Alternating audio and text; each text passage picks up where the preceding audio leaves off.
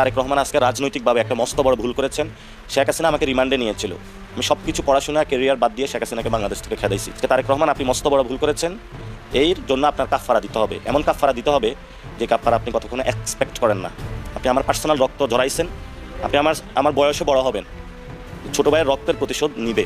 আর শেখ হাসিনার তুলনায় তো এই সরকার কিছুই না। তো এই সরকারকে যে কিভাবে মাসুল দিতে হবে, এটা সরকার, এটা 15 বছর তো না, এটা 15 মাসের মধ্যে, যদি 15 মাস আদৌ সরকার যায় তাহলে দেখতে পাবেন। কিন্তু আমি যেটা আগের সরকারও দেখেছি, এটা এখনো আরো তীব্রভাবে দেখছি, সরকারের মধ্যে উগ্রবাদীদেরকে তুষ্ট করার একটা প্রবণতা। এবার নাসিরউদ্দিন পাটোয়ারির উপরে বিএনপির ভয়ানক হামলা, ভেঙে গুড়িয়ে দেওয়া হলো পাটোয়ারির গাড়ি। এর মধ্যে ফাইনাল অ্যাকশনে নেমেছে এনসিপি। তারেক রহমানের সরকার পতনের ঘোষণা দিয়ে রাজপথে এনসিপি।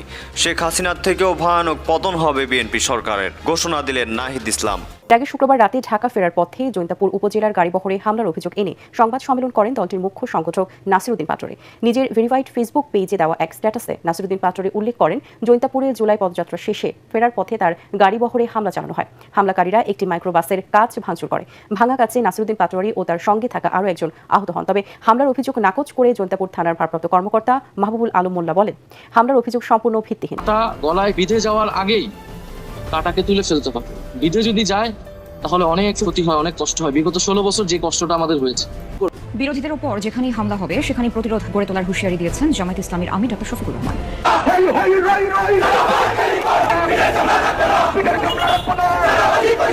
আমাদের একজন স্বরাষ্ট্রমন্ত্রী আছেন, তিনি যে কি করেন আমি কিছুই বুঝি না। 144 দ্বারা দিয়েছেন হবিগঞ্জ শহরে, আর এনসিপির লোকদেরকে বাধা দিয়েছেন মৌলভীবাজার থেকে শুরু করে হবিগঞ্জ পর্যন্ত। এটা কেন? সরকার, যাদের দায়িত্ব হচ্ছে দেশে আইন শৃঙ্খলা রক্ষা করা, তারাই যদি আইনের রক্ষক না হয়ে ভক্ষক হয়ে যান, নিজের হাতে আইন তুলে নেন, তাহলে জনগণ কে কার কথা শুনবে? স্বরাষ্ট্রমন্ত্রী নাগরিকদের উপর অত্যাচার বন্ধ করতে না পারে, তাহলে নাকে খত দিয়ে তাদের পদত্যাগ করা উচিত। আর যদি তারা সসম্মানে পদত্যাগ না করায়, তাহলে তোমাকে টেনে হিচড়ে আমরা বাংলার মাটিতে পদত্যাগ করাবো। আসসালামু আলাইকুম দর্শক, খুবই গুরুত্বপূর্ণ এবং আকর্ষণীয় কিছু সংবাদ নিয়ে আপনাদের সম্মুখে হাজির হয়েছি। দর্শক, ভিডিও শুরুতেই আশা করি প্রত্যেকটা ভিডিও ফুটেজের অংশ বিশেষ আপনারা একটু মনোযোগ সহকারে শুনেছেন এবং দেখেছেন। হ্যাঁ, দেখে শুনে বুঝতেই পারছেন যে আজকের এই ভিডিওটি কতটুকু গুরুত্বপূর্ণ এবং আকর্ষণীয়। কেননা ভিডিওর শুরুতে যে এই ছোট্ট ভিডিওর অংশ বিশেষগুলো আপনারা দেখেছেন, সেগুলো দিয়েই আজকের এই ভিডিওটি সাজানো, আজকের এই এপিসোডটি সাজানো। তাই ধৈর্য সহকারে মনোযোগ দিয়ে পুরো ভিডিওটি দেখতে থাকুন, অনেক কিছু জানতে পারবেন ভাই, অজানা কিছু কথা। তো চলুন তাহলে কথা না বাড়াই, একটা লাইক দিয়ে মূল নিউজে চলে যাবো। তার আগে বলবো, যারা এখন পর্যন্ত আমাদের এই চ্যানেলটি সাবস্ক্রাইব করেন, প্রতিনিয়ত এই ধরনের গরম টাটকা খবর পেতে আমাদের এই চ্যানেলটি সাবস্ক্রাইব করবেন। যারা করেছেন ধন্যবাদ। চলুন একটা লাইক দিয়ে মূল নিউজে চলে যাই। উস্কানিমূলক বক্তব্যের জের ধরে এবার এনসিপির শীর্ষ 10 নেতার বিরুদ্ধে সরাসরি মামলা ঠুকে দিয়েছে বিএনপি নেতারা। অবাক করার মতো বিষয় হলো, এই হাই প্রোফাইল মামলার 1 নম্বর আসামি করা হয়েছে স্বয়ং নাসিরউদ্দিন পাটোয়ারিকে এবং 2 নম্বর আসামি হিসেবে রাখা হয়েছে সার্জিস আলমকে, যারা একদিন বৈষম্যহীন সমাজ গড়ার স্বপ্ন দেখিয়েছিলেন। আজ তাদেরকেই দাঁড়াতে হবে কাঠগড়ায়। তবে রাজনীতির এই দাবানলে সবচেয়ে বেশি ঘি ঢেলেছে একটি ফোনালাপ এবং একটি ফেসবুক পোস্ট। একদিকে নাসিরউদ্দিন পাটোয়ারি, অন্যদিকে রাশেদ খান। রাশেদ খানের রাজনৈতিক ব্যাকগ্রাউন্ডটা একটু মনে করিয়ে দেওয়া যায়। এই রাশেদ খান একসময় গণ অধিকার পরিষদের মহাসচিবের মতো অত্যন্ত গুরুত্বপূর্ণ দায়িত্ব পালন করেছেন। এরপর রাজনীতিতে ভোল পাল্টে তিনি যোগ দেন বিএনপিতে। বিএনপির হয়ে নির্বাচনে অংশ নিয়েও খুব একটা সুবিধা করতে পারেননি, হেরে যান শোচনীয়ভাবে। কিন্তু রাজনীতিতে টিকে থাকার আশ্চর্য ক্ষমতা রয়েছে তার। সব সমীকরণ পাল্টে দিয়ে বর্তমানে তিনি প্রধানমন্ত্রীর রাজনৈতিক সহকারী বা উপদেষ্টার মতো একটি অত্যন্ত স্পর্শকাতর ও গুরুত্বপূর্ণ পদে আসীন হয়েছেন। সেই রাশেদ খানকেই এবারে সরাসরি টার্গেট করেছেন নাসিরউদ্দিন পাটোয়ারি। গত বৃহস্পতিবার রাতে রাশেদ খানকে ফোন করে নাসিরউদ্দিন পাটোয়ারি যে হুমকি দিয়েছেন, তা রীতিমতো রাজনৈতিক বোমায় পরিণত হয়েছে। নাসিরউদ্দিন সরাসরি বলেছেন রাশেদ খান যেন তার বিরুদ্ধে কথা বলা বন্ধ করেন, আর যদি তা না করেন তবে রাশেদ খানের এমন সব গোপন তথ্য তিনি ফাঁস করবেন যা কল্পনাও করা যায় না। নাসিরউদ্দিন পাটোয়ারি রাশেদ খানকে স্পষ্ট জানিয়েছেন, নাহিদ এবং আসিফের কাছ থেকে আপনি 5 লাখ টাকা করে নিতেন, সেই সব ডকুমেন্টস আমার কাছে আছে, আমি সব ফাঁস করে দেব। নাসিরউদ্দিন পাটোয়ারির এই হুমকির পর চুপ করে বসে থাকেননি রাশেদ খান। তিনি তার ভেরিফাইড ফেসবুক পেজে এক দীর্ঘ পোস্টের মাধ্যমে পুরো ঘটনাটি জনসম্মুখে নিয়ে আসেন। রাশেদ খান তার পোস্টে নাসিরউদ্দিন পাটোয়ারিকে রীতিমতো ধুয়ে দিয়েছেন। রাশেদ দাবি করেছেন নাসিরউদ্দিন পাটোয়ারির মানসিক সমস্যা রয়েছে। শুধু তাই নয়, রাশেদ খান পাল্টা অভিযোগ তুলে বলেছেন নাসিরউদ্দিন পাটোয়ারি নাকি নিজেই ফ্ল্যাট কিনেছেন এবং সেই ফ্ল্যাট কেনার সমস্ত দুর্নীতির ডকুমেন্টস এনসিপির ভেতরেই সংরক্ষিত আছে। 5 লাখ টাকা নেওয়ার অভিযোগ প্রসঙ্গে রাশেদ খান তীব্র চ্যালেঞ্জ ছুড়ে দিয়ে বলেছেন তার কোনো ফ্ল্যাট নেই, কোনো অবৈধ সম্পদ নেই এবং নাহিদ বা আসিফের কাছ থেকে তিনি কখনোই 1 টাকাও নেননি। রাশেদ উল্টো নাসিরুদ্দিন পাটোয়ারিকে চ্যালেঞ্জ করেছেন, ক্ষমতা থাকলে যেন সেই সব তথাকথিত গোপন তথ্য জনসম্মুখে প্রকাশ করা হয়। রাশেদের মতে প্রধানমন্ত্রী, মন্ত্রী বা সহকর্মীদের নিয়ে নাসিরুদ্দিনের এই ধরনের আপত্তিকর কথাবার্তা এবং মিথ্যাচার রাজনৈতিক শিষ্টাচারের চরম লঙ্ঘন। এখন প্রশ্ন হচ্ছে, নিরপেক্ষ জায়গা থেকে এই পুরো পরিস্থিতিকে আমরা কিভাবে বিশ্লেষণ করতে পারি? বিশ্লেষকদের একটি বড় অংশ মনে করেন নাসিরুদ্দিন পাটোয়ারির রাজনৈতিক ভাষা হয়তো অনেক ক্ষেত্রে আক্রমণাত্মক। তিনি হয়তো প্রচলিত রাজনৈতিক শিষ্টাচারের ধার ধারেন না, কিন্তু তার এই স্পষ্টবাদী তাকে কিছুটা সমর্থন না করে উপায় নেই। বাংলাদেশের রাজনীতিতে যখন সবাই মেপে মেপে কথা বলে, তখন নাসিরুদ্দিন পাটোয়ারি সত্যকে সত্য এবং মিথ্যাকে মিথ্যা বলার সাহস দেখাচ্ছেন। তার ভাষায় হয়তো তীব্রতা আছে, কিন্তু তার মানে এই নয় যে একটি গণতান্ত্রিক দেশে মত প্রকাশের কারণে কারো গাড়ি বহরে হামলা চালানো হবে, শারীরিক নিগ্রহ করা হবে। বিএনপি বা অন্য বিরোধীরা নাসিরুদ্দিন পাটোয়ারির কথায় আহত হয়ে যদি মামলা করে থাকেন, তবে সেটি আইনি প্রক্রিয়া। কিন্তু সিলেটে বা হবিগঞ্জে এনসিপির মতো একটি নতুন দলের উপর যেভাবে নগ্ন হামলার হয়েছে, তা কোনোভাবেই সমর্থনযোগ্য নয়। নাসিরুদ্দিন পাটোয়ারি যদি রাজনৈতিকভাবে ভুল কিছু বলেও থাকেন, তার জবাব রাজনৈতিকভাবেই দেওয়া উচিত ছিল। ইট পাটকেল ছুড়ে বা গাড়ি ভাঙচুর করে বিরোধীরা মূলত নিজেদের অসহিষ্ণুতারই প্রমাণ দিচ্ছে। তাছাড়া রাজনৈতিক মহলে আরেকটি সূক্ষ্ম বিশ্লেষণ ঘুরে বেড়াচ্ছে। অনেকেই মনে করেন জামায়াত ইসলামীর মতো সুসংগঠিত শক্তিকে রাজনৈতিকভাবে মোকাবেলা করার জন্য এনসিপি একটি বড় নিয়ামক হতে পারত। কিন্তু বর্তমান সরকার বা একটি বিশেষ মহল হয়তো জামায়াতকে ঠেকাতে এনসিপিকে স্পেস দিতে গিয়ে উল্টো পরিস্থিতি জটিল করে ফেলছে। অনেকেই সতর্ক করছেন যে এনসিপি যদি লাগামহীন হয়ে যায়, তবে তারা ভবিষ্যতে আরও বেশি ধ্বংসাত্মক রূপ নিতে পারে। তবে এত সমালোচনার মাঝেও নাসিরুদ্দিন পাটোয়ারির একটি শক্তিশালী দিক হলো তিনি কোনো রক্তচক্ষুকে ভয় পাচ্ছেন না। রাশেদ খানের মতো প্রভাবশালী নেতার চোখে চোখ রেখে দুর্নীতির অভিযোগ তোলার সাহস বর্তমান রাজনৈতিক প্রেক্ষাপটে কয়জন রাখেন? নাসিরুদ্দিন পাটোয়ারি সত্যি কি কোনো প্রমাণ হাতে নিয়ে এই হুমকি দিয়েছেন, নাকি এটি কেবলই রাজনৈতিক ব্ল্যাকমেইলিং, তা হয়তো সময়ই বলে দেবে। তবে তিনি যে চুপ করে থাকার পাত্র নন, তা তিনি পদে পদে প্রমাণ করলেন। রাতে আবারও হামলার শিকার নাসিরুদ্দিন পাটোয়ারি। এবার পাটোয়ারির পাশে দাঁড়ালেন রুমিন ফারহানা। রুমিন ফারহানা তারেক রহমানকে দিলেন কঠিন হুঁশিয়ারি। প্রিয় দর্শক, একের পর এক হামলা, একের পর এক রক্তাক্ত হওয়া এনসিপির মুখ্য সমন্বয়ক নাসিরুদ্দিন পাটোয়ারির জন্য যেন থামছেই না দুঃস্বপ্ন। গত শনিবার রাতেও সিলেটের জৈন্তাপুরে তার গাড়িবহরে ফের হামলা হয়েছে বলে অভিযোগ উঠেছে। প্রশ্ন উঠছে, এই বারবার হামলার শেষ কোথায়? আর বিএনপির মধ্যে যারা ন্যায়ের পক্ষে সোচ্চার বলে পরিচিত রুমিন ফারহানা, সে এবার প্রকাশ্যে মুখ খুলে তারেক রহমানকে দিলেন কঠিন হুঁশিয়ারি। আজকের প্রতিবেদনে আমরা দেখব গতকাল রাতে ঠিক কি ঘটেছিল আর তারেক রহমানকে কি হুঁশিয়ারি দিলেন রুমিন ফারহানা। শেষ পর্যন্ত দেখতে থাকুন। প্রিয় দর্শক, ঘটনাটি ঘটে গত শনিবার রাতে সিলেটের জৈন্তাপুরে জুলাই পদযাত্রা কর্মসূচি শেষে ফেরার পথে এনসিপির মুখ্য সমন্বয়ক নাসিরুদ্দিন পাটোয়ারির গাড়িবহরে হামলার অভিযোগ ওঠে। হামলাকারীরা বহরের একটি গাড়ির কাঁচ ভাঙচুর করে, আর সেই ভাঙা কাঁচের আঘাতেই আহত হন নাসিরুদ্দিন পাটোয়ারি সহ 2 জন। এনসিপির কেন্দ্রীয় আহ্বায়ক নাহিদ ইসলাম নিজের ভেরিফাইড ফেসবুক পেজে এই ঘটনার সত্যতা নিশ্চিত করে লেখেন, বিএনপির সন্ত্রাসী বাহিনী আবারও হামলা করেছে তাদের গাড়িবহরে। এটি ছিল মাত্র 3 দিন আগে হবিগঞ্জে ঘটে যাওয়া বড় হামলার পরপরই আরেকটি ঘটনা। ফলে একই সপ্তাহে পরপর 2বার আক্রান্ত হলেন এনসিপির এই শীর্ষ নেতা। প্রিয় দর্শক, এই ঘটনায় সবচেয়ে বিস্ময়কর মোড় হল হামলার শিকার হওয়ার পরও উল্টো নাসিরুদ্দিন সার্জিসের বিরুদ্ধেই মামলা হয়ে গেছে।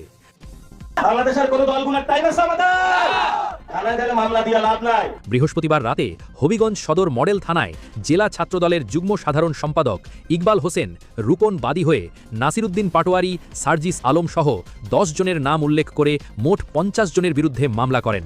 মামলায় অভিযোগ আনা হয়েছে হত্যা চেষ্টা, হামলা, ভাঙচুর ও ছিনতাইয়ের। অর্থাৎ যারা নিজেরা হামলার শিকার হয়েছেন বলে দাবি করছেন, আইনি খাতায় তারাই এখন অভিযুক্ত। এই পাল্টাপাল্টি অভিযোগের বাস্তবতা আদালতেই প্রমাণিত হবে। তবে বর্তমানে এটি পরিস্থিতিকে আরও জটিল করে তুলেছে। তারেক রহমানের প্রত্যক্ষ মদদে বিভিন্ন জায়গায় এনসিপির উপরে হামলা হচ্ছে এবং সেটা সরাসরি তারেক রহমান নির্দেশনা দিয়েছেন। প্রিয় দর্শক, এই হামলাগুলো নিয়ে নাসিরুদ্দিন থেমে থাকেননি শুধু স্থানীয় পর্যায়ে অভিযোগ করেই। তিনি সরাসরি অভিযোগ করেছেন এই হামলা প্রধানমন্ত্রী তারেক রহমানের প্রত্যক্ষ নির্দেশে হচ্ছে, আর তা বাস্তবায়ন করছেন খোদ স্বরাষ্ট্রমন্ত্রী সালাহুদ্দিন আহমেদ। সাংবাদিকদের সঙ্গে কথা বলতে গিয়ে তিনি বলেন, দেশে আইনের শাসন নেই, দেশের কেউ নিরাপদে নেই। এমনকি তিনি স্বরাষ্ট্রমন্ত্রী সহ সরকারের 4 জন মন্ত্রীকে পরিবর্তনের দাবিও জানিয়েছেন। এই অভিযোগের সাথে আরও তীব্র প্রতিক্রিয়া দিয়েছেন দলটির কেন্দ্রীয় যুগ্ম সচিব ও নারী সংসদ সদস্য ডাক্তার মাহমুদা মিতু। তিনি প্রশ্ন তুলেছেন, তারেক রহমান কি জুলাই যোদ্ধাদের মেরে ফেলতে চান, যেমন শেখ মুজিব জাসদ নেতাদের মেরে ফেলেছিলেন? তারেক রহমানও কি আমাদের হত্যা করে একা রাজনীতি করতে চান? এই মন্তব্যে তিনি 1970-এর দশকে শেখ মুজিবের শাসনামলে জাসদ নেতাকর্মীদের ওপর দমন পীড়নের ঐতিহাসিক প্রসঙ্গ প্রসঙ্গ টেনে এনেছেন।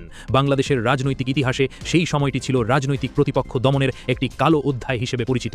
এটি অত্যন্ত গুরুতর একটি তুলনা ও অভিযোগ, যা এখনও সরকারিভাবে নিশ্চিত বা খণ্ডন কোনোটাই হয়নি। তবে এটা স্পষ্ট, এনসিপির শীর্ষ নেতৃত্ব এই ঘটনাকে নিছক বিচ্ছিন্ন সহিংসতা নয়, বরং একটি পরিকল্পিত রাজনৈতিক নিপীড়ন হিসেবে দেখছে। প্রিয় দর্শক, এই বছরের শুরু থেকেই নাসির উদ্দিন পাটোয়ারি একাধিকবার আক্রান্ত হওয়ার অভিযোগ করেছেন। 12ই ফেব্রুয়ারি নির্বাচনের সময় ঢাকা 8 আসনের একটি কেন্দ্র পরিদর্শনে গিয়ে তিনি উত্তেজনাকর পরিস্থিতির মুখে পড়েন। পরে সেনাবাহিনী তাকে উদ্ধার করে। 22শে মে ঝিনাইদহে জুমার নামাজ শেষে মসজিদ থেকে বের হওয়ার পর তার উপর ডিম নিক্ষেপ ও হামলা হয় বলে অভিযোগ ওঠে। তিনি দাবি করেন এটি ছিল একটি পূর্ব পরিকল্পিত হামলা। 3 জুন যশোরের বেনাপোলে তার গাড়িবহরে চোরাগুপ্তা হামলা হয়, 4 জন আহত হন।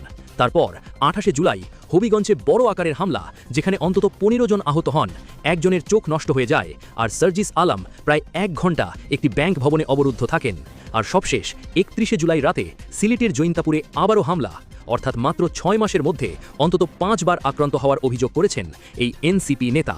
প্রিয় দর্শক, ঝিনাইদহে হামলার 3 দিন পর নাসির উদ্দিন পাটোয়ারি সামাজিক যোগাযোগ মাধ্যমে যে পোস্ট দেন তার রীতিমতো শিউরে ওঠার মতো। তিনি লেখেন, যদি কখনো মারা যায় আমাদের খুনের বিচার যেন হয়। এই একটি বাক্যেই বোঝা যায় তিনি নিজের নিরাপত্তা নিয়ে কতটা গভীর উদ্বেগে আছেন। এছাড়া হবিগঞ্জের ঘটনার পর সাংবাদিকদের সঙ্গে কথা বলতে গিয়ে তিনি সরাসরি অভিযোগ করেন, বাংলাদেশে বিএনপি সন্ত্রাস নির্ভর একটা রাজনীতির দিকে যাচ্ছে। যদি সন্ত্রাসীদের বিচার হয় তাহলে বুঝব বাংলাদেশে বিচার আছে, আইনের শাসন আছে, না হলে নেই। আর গোলাপগঞ্জে তিনি আরও কঠোর ভাষায় বলেন, আইনি ব্যবস্থা আমি জীবিত আছি, আমি মরা পর্যন্ত কোনো আইনি ব্যবস্থা আমি মরা পর্যন্ত কোনো আইনি ব্যবস্থা নিব না। আজ থেকে আমি আর কোনো কথা বলবো না, চুপ থাকবো, এরপর দেখি পুরো বাংলাদেশে তারা কত দূর যেতে পারে। প্রিয় দর্শক, এবার আসি আপনার মনে জাগা প্রশ্নে। বিএনপির মধ্যে রুমিন ফারহানা পরিচিত একজন স্পষ্টভাষী ও নীতিনিষ্ঠ নেতা হিসেবে, যিনি অতীতে অন্যায়ের বিরুদ্ধে প্রকাশ্যে কথা বলার জন্য প্রশংসিত হয়েছেন, কিন্তু সততার সাথে বলা দরকার, নাসির উদ্দিন সার্জিসের ওপর সাম্প্রতিক এই হামলাগুলো নিয়ে তার কোনো সরাসরি সুনির্দিষ্ট মন্তব্য এখনও পর্যন্ত আমরা খুঁজে পাইনি। তাই প্রশ্নটা খোলাই থেকে যাচ্ছে, প্রিয় দর্শক, যিনি নিয়মিত অন্যায়ের প্রতিবাদ করেন বলে পরিচিত, এই মুহূর্তে এটা কোনো নিশ্চিত ঘটনা নয়, নিছকই একটা অপেক্ষার প্রশ্ন। তার উত্তর সময়ই দেবে। জুলাই মাস জুড়ে আলোচনা হবার কথা ছিল পতিত স্বৈরাচার শেখ হাসিনার কর্মকাণ্ড নিয়ে, তার যে সীমাহীন দুর্নীতি, লুটপাট এবং ব্রুটালিটি, এইগুলো নিয়ে পুরা মাস জুড়ে টিভি, টক শো এবং বিভিন্ন সেমিনার সিম্পোজিয়ামে জোর আলোচনা হবার কথা ছিল এই পুরো জুলাই মাস জুড়ে। কিন্তু তা না করে আমরা দেখছি এই জুলাইকে ভুলিয়ে দেবার জন্য একের পর এক পরিকল্পিতভাবে প্রতিদিনই নতুন নতুন একটি বিষয় সামনে এনে জুলাইকে ভুলিয়ে দেবার চেষ্টা করা হচ্ছে। তারই অংশ হিসেবে শুরুতেই সাতক্ষীরা 3 আসনের জামাতের এমপি কাজী নজরুল ইসলামকে দিয়ে শুরু, এরপর জামাতকে দিয়ে যেহেতু শুরু করেছে, ওটাও ডিপি স্টেটেরই একটা খেলা ছিল। এখন ডিপি স্টেট যখন এখানে খেলেছে, তখন জামাতের নেতাকর্মীরা বসে থাকবে কেন? সেখানেও তো তাদেরও কিছু প্রুডেন্স, কিছু দায়িত্বশীল, কিছু বুদ্ধিমান মেধাবী ছেলেপেলে তো আছে। আর এই ক্ষেত্রে বিএনপি তো মোটেই জামাতের থেকে পিছিয়ে নয়, 1000 গুণ এগিয়ে। একের পর এক এখন বিএনপির বিভিন্ন নেতাদের, এমপিদের, মন্ত্রীদের মিসাইল বের করা ভিডিও তারা এখন একের পর এক ফ্লাশ করে দিচ্ছে। পঞ্চগড় 2 আসনের সংসদ সদস্য ফরহাদ হোসেন আজাদ, তারটা ভাইরাল হলো, যদিও এখন ওই মেয়ে বারবার দাবি করেছে মিথ্যা মিথ্যা, কিন্তু একাধিক ফ্যাক্ট চেকার তারা এটি প্রমাণ করেছে যে এটি সত্য, মিথ্যা নয়। আজকে আবার নতুন করে ভাইরাল হলো হবিগঞ্জ 3 আসনের যিনি এমপি এম নাসের হোসেন, তার মিসাইল জনগণকে দেখাই দিলেন, বৃদ্ধ বয়সের মিসাইল। এরপরে আবার তার কিছুক্ষণ পরেই দেখালেন ছাত্র দলের বগুড়া সদর থানা সভাপতি, তিনিও তার মিসাইল বের করে দেখাচ্ছেন। এগুলো দুষ্টু দুষ্টু কথা আসলে শুনতে ভালো লাগে না। আপনারা হয়তো প্রত্যেকেই ওগুলো দেখেছেন, ওই লিঙ্কগুলো দেখেছেন, আমি আর এখানে ওগুলো দেখাতে চাই না। একটা দেশের ল মেকাররা, হাই অফিসিয়ালরা ন্যাংটা হয়ে ভিডিও বানাচ্ছে। কোন ধরনের ডেসপিকেবল মাদারচোদ আপনাদেরকে চালায় একবার চিন্তা করুন। Is this how you want to live your life? Where is your honour? গতকালকের ভিডিওতে আমি বলেছিলাম যে বিএনপি এদের বিরুদ্ধে কি ব্যবস্থা নিবে। জামাতের একজন এই জন্য জামাত তার বিরুদ্ধে অ্যাকশন নিয়েছে, তাকে দল থেকে বহিষ্কার করেছে। কারণ বিএনপি যদি এই কাজ করতে যায়, কালও বলেছি আজও আবার বলছি, কম্বলের লোম বাঁচতে গেলে তো কম্বল থাকবে না, ওই ঠক বাঁচতে গা উজার এরকম হয়ে যাবে। তো বিএনপির একজন নেতাকর্মীও বাকি থাকবে না, শুধু মহিলা সংসদ সদস্য কয়েকজন হয়তো বাকি থাকবে, বাকি সবগুলোরই এগুলো ধরা পড়ে যাবে। যাই হোক, আমার আলোচনার বিষয় সেটা নয়। আজকে খুব গুরুত্বপূর্ণ একটা আলোচনা আপনাদের সামনে তোলার জন্য অল্প একটু আলোচনা করব। আপনারা জানেন যে এনসিপি এই জুলাই মাস জুড়ে আলোচনায় থাকার জন্য, তারা জুলাইকে উদযাপন করার জন্য দেশের বিভিন্ন প্রান্তে তারা পথযাত্রার আয়োজন করেছে এবং তারা বিভিন্ন জেলায় যাচ্ছে। উদ্বেগের বিষয় হচ্ছে এনসিপি যেখানে যেখানে গিয়েছে সেখানে সেখানে এই ছাত্র দল, বিএনপি, স্বেচ্ছাসেবক দল এরা একত্রিত হয়ে এনসিপির উপরে অমানসিক এবং পৈশাচিক হামলা চালাচ্ছে। সর্বশেষ যে ভয়ঙ্কর ঘটনাটি ঘটেছে এই হবিগঞ্জে ছাত্র দল এনসিপির নেতাকর্মীদের উপরে হামলা করে আলিফ নামের একটি ছেলের একটি চোখ চিরতরে অন্ধ করে দিয়েছে। শেখ হাসিনার আমলে আমরা এটা দেখেছি, ছাত্রলীগ এই কাজ করতো, আর এখন ছাত্র দল সেই কাজটি করছে। এবং যে নরপশু এই কাজটি করেছে, আমি ওকে নরপশুই বলবো। ছোট্ট একটা ছেলে, ওর বাপ মা ওকে কিভাবে জন্ম দিয়েছে জানি না, দেখুন এর ছবিটা একটু দেখে রাখুন। এই নরপশু একটা মানুষের চোখ এইভাবে নষ্ট করে দিয়েছে। সবচেয়ে উদ্বেগের ব্যাপার হচ্ছে এনসিপির নেতাকর্মীদের উপরে হামলা করেছে বিএনপি এবং ছাত্রদল, আবার উল্টো সেই এনসিপির নেতাকর্মীদের উপরেই মামলা দিয়েছে বিএনপি। তারা নাকি কার মোবাইল ব্যাগ, আইফোন চুরি করেছে। জামাত আমির এই কথাটা আজকে খুব সুন্দর করে বলেছেন যে আমার খুব লজ্জা হচ্ছে বলতে, বর্তমান মাননীয় শিক্ষামন্ত্রী যিনি আছেন তার নামে পতিত স্বৈরাচার শেখ হাসিনা একটি মামলা দিয়েছিল, ভ্যানিটি ব্যাগ চুরির মামলা। বিএনপি কি ওইখান থেকে এই সবকটা গ্রহণ করলেন? জামাত আমিরের ভাষায় একেবারেই যুক্তিযুক্ত কথা। বিএনপি হুবহু আওয়ামী লীগ যা করেছে সেইটা করার চেষ্টা করছে। এবং আমরা বারবার এটি বলে আসছি যে বিএনপি কেন এই জুলাই সনদ মানছে না, বিএনপি কেন গণভোট মানছে না, বিএনপি কেন নতুন বাংলাদেশের এই সংস্কার মানছে না, তারা পুরনোটাকেই আঁকড়ে ধরে রাখতে চাচ্ছে কেন? এর অন্যতম কারণ হচ্ছে বিএনপির ভিতরে এই ইগোটা ঢুকেছে যে ওরা 17 বছর ধরে খেলো, এত কিছু করলো, আর আমরা এখন ক্ষমতা পেলাম, আর আমাদের বেলায় যত আইন, যত নিয়ম, যত কালাকানুন এগুলো আমরা মানি না। আমরা ওরা যা করেছে ওইটা আমরা করব, তার থেকে বেশি করব, আমরা তার থেকে বেশি দিন ক্ষমতায় থাকবো। এই ইগো বিএনপির ভিতরে এখন পুরাপুরি ঢুকে পড়েছে, যার কারণে বিএনপি গণঅভ্যুত্থান মানছে না, জুলাই মানছে না, সংস্কার মানছে না, গণভোট মানছে না, বিপ্লব মানছে না, কিচ্ছু তারা মানছে না। বরং উল্টো শেখ হাসিনা যে কায়দায় দেশ পরিচালনা করে গেছে, ফ্যাসিবাদী কায়দায়, মনে হচ্ছে সেই দিকেই তারা হাঁটছে। আমরা বিএনপির কাছ থেকে এটি আশা করি নাই। যাই হোক, এটাও আমার আলোচনার বিষয় নয়। আমার আলোচনার বিষয়, মূল বিষয় যেটা, সেটা হচ্ছে শিবিরের সাবেক কেন্দ্রীয় সভাপতি জাহিদুর রহমান। তিনি এনসিপির এই জুলাই পদযাত্রা নিয়ে একটি মন্তব্য করেছেন, আর এই মন্তব্য ঘিরেই সাথে সাথে ডিপ স্টেট এটাকে উস্কে দিয়েছে এবং এনসিপি এবং জামাত ইসলামের ভিতরে একটা দ্বন্দ্ব লাগিয়ে দেওয়ার জন্য এখন উঠে পড়ে লেগেছে, সেইটা বিরাট করে প্রচার করা হচ্ছে। জাহিদুর রহমান তার এই মন্তব্যের ব্যাখ্যা তিনি দিয়েছেন, আমি সেই বিষয়ে আপনাদের সাথে একটু কথা বলবো। তার আগে জাহিদুর রহমান কি বলেছেন আর এর প্রতিক্রিয়া এনসিপি কিভাবে ব্যক্ত করেছেন সেটা আসলে আমরা একটু জানি। জাহিদুর রহমান তার এক ফেসবুক পোস্টে লিখেছেন যে জামাতকে মাইনাস করে এনসিপি দ্বিতীয় বৃহত্তম দল হিসেবে নিজেদেরকে প্রতিষ্ঠা করার জন্য, অর্থাৎ বিরোধী দল হবার জন্য, আগামী নির্বাচনে তারা তাদের 6 আসনকে 160-এ নিয়ে যাবার জন্য তারা জামাতকে পাশ কাটিয়ে একাচলো নীতি গ্রহণ করার যে প্রচেষ্টা, তারই ফলশ্রুতিতে হবিগঞ্জে যে হামলাটি হয়েছে, এই হামলাটি অত্যন্ত পরিকল্পিত। এটা পরিকল্পনার অংশ হিসেবেই এটি করা হয়েছে। এখানে কিন্তু জাহিদুর রহমান কারণ নাম উল্লেখ করেন নাই যে এটি কি বিএনপি পরিকল্পিতভাবে করেছে নাকি এটি এনসিপির পরিকল্পনায় হয়েছে, এটি কিন্তু জাহিদুর রহমান বলেন নাই। তিনি অন্য একটি বিষয় মিন করেছেন, সেটার ব্যাখ্যা তিনি দিয়েছেন এবং চমৎকার একটি ব্যাখ্যা তিনি দিয়েছেন এবং এটি মানুষের কাছে গ্রহণযোগ্য একটি ব্যাখ্যা। এনসিপির নারী নেত্রী মনিরা শারমিন তিনি প্রতিক্রিয়া জানাতে গিয়ে বলেছেন যে হ্যাঁ, আপনাদের যে ওই যে এমপি সাতক্ষীরার গাজী নজরুল ইসলাম, তিনি যে অপ্রাপ্তবয়স্ক একটা নারীকে নিয়ে এই করেছেন, ওটাও কিন্তু জুলাই মাসই ছিল। চিন্তা করেন, বুদ্ধি শুদ্ধি তো আসলে হাঁটুর নিচে বুদ্ধি থাকলে ওইখানে যে কোনো মন্তব্য আসলে করা যায়। সারা দেশে যে এনসিপির উপরে যে হামলাটা করা হলো, যেখানে যেখানে জামাত ইসলাম এনসিপিকে প্রোটেক্ট দিয়েছে সেখানে কিন্তু বিএনপি হামলা করার সাহস পায় নাই। যেখানে জামাত ইসলাম তাদের পাশে দাঁড়ায় নাই সেখানেই কিন্তু এনসিপির উপরে বিএনপি তুমুলভাবে হামলা চালিয়েছে। হবিগঞ্জে 2 দিন ধরে হামলা হলো। হামলার পরে সিলেটের কানাইঘাটে যখন গেছে তখন সেখানে জামাত ইসলাম তাদেরকে প্রোটেক্ট দিয়েছে। জামাত ইসলাম এনসিপির সমাবেশের আশেপাশে তারা একটি শোডাউন করেছে, এই শোডাউন করার কারণে বিএনপি আর ওখানে যায় নাই। কিন্তু তার আগে হবিগঞ্জে কিন্তু আলিপের চোখ উপড়িয়ে ফেলেছে বিএনপির এবং ছাত্র দলের ছেলেপেলেরা। এখন নাসিরউদ্দিন পাটোয়ারির উপরে হামলা করে বিএনপি কি অর্জন করেছে? কতটুকু সফলতা তারা এখানে পেয়েছে? উল্টো হামলার শিকার হয়ে নাসিরউদ্দিন পাটোয়ারি কি পেয়েছেন, এই ভিডিওটা একটু দেখুন।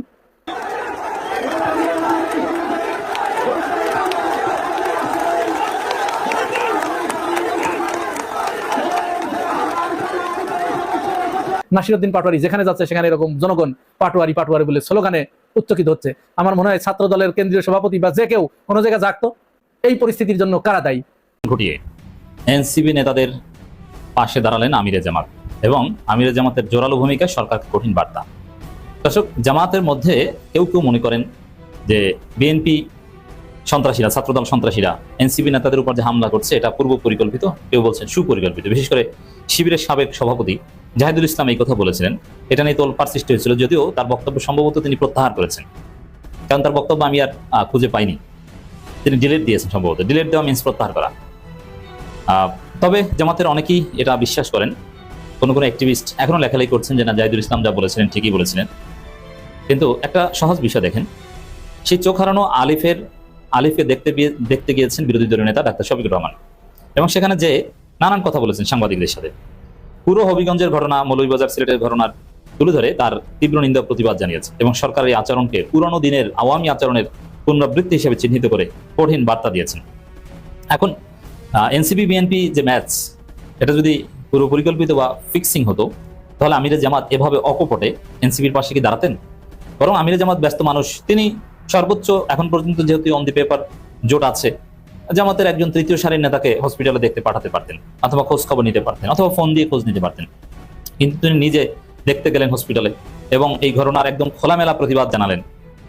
তো এটা যদি সন্দেহ সংশয় থাকতো যে এটা পরিকল্পিত কিনা, তাহলে আমার মনে হয় যে আমিরে জামাত নিজে সরাসরি আলিফ চৌধুরীকে দেখতে যেতেন না, কিংবা ওই ঘটনার এভাবে স্পষ্ট প্রতিবাদ জানাতেন না।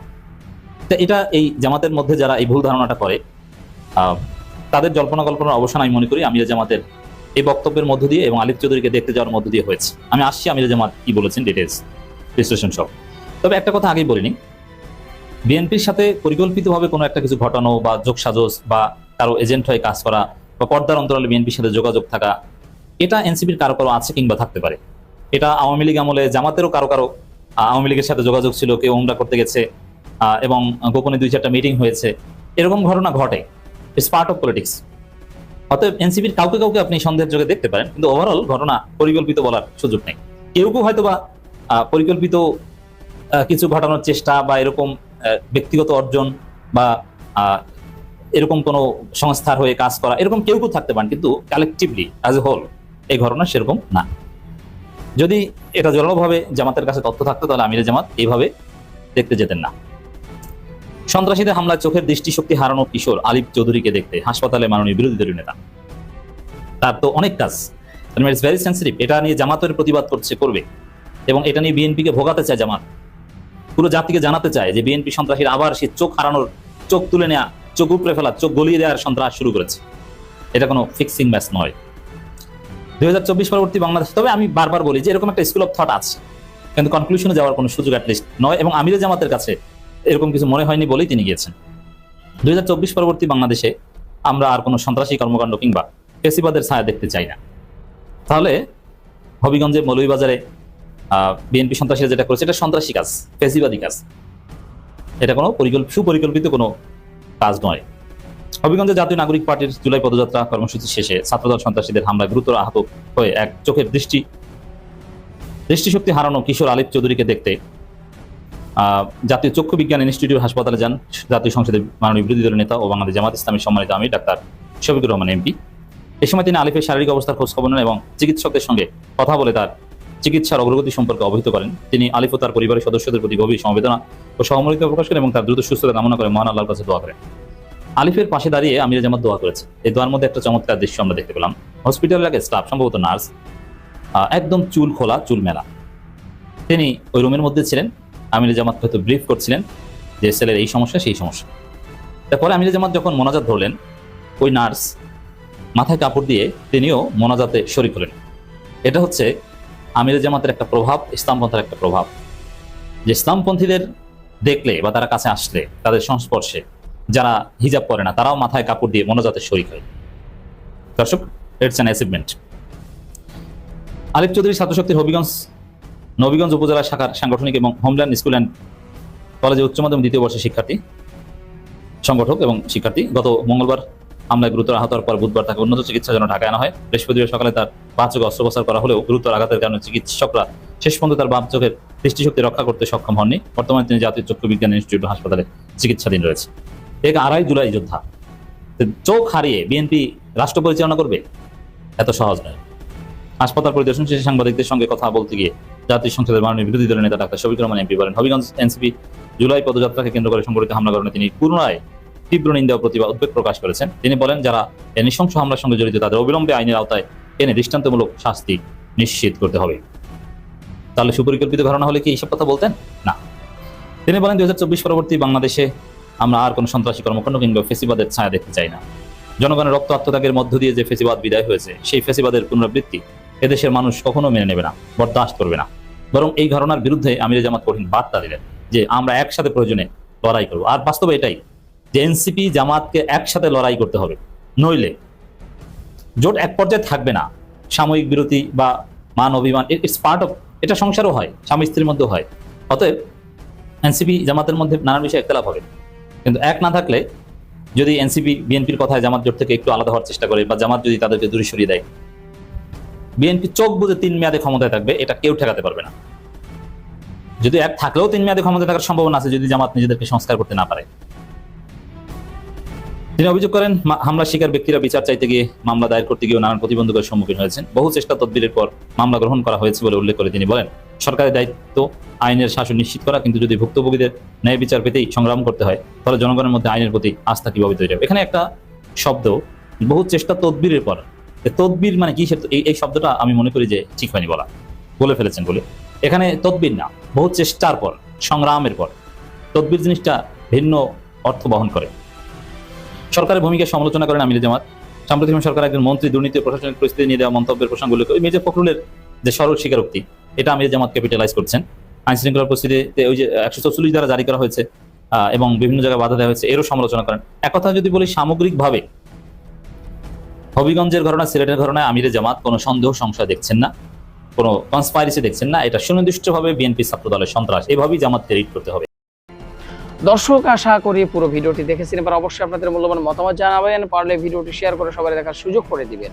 আর আমাদের এই চ্যানেলে নতুন হলে সাবস্ক্রাইব করবেন। যারা করেছেন ধন্যবাদ জানাই। আজকের মতো এখানে বিদায় নিচ্ছি, দেখা হচ্ছে নতুন কোনো ভিডিওতে। সে পর্যন্ত সবাই ভালো থাকবেন। আল্লাহ হাফেজ।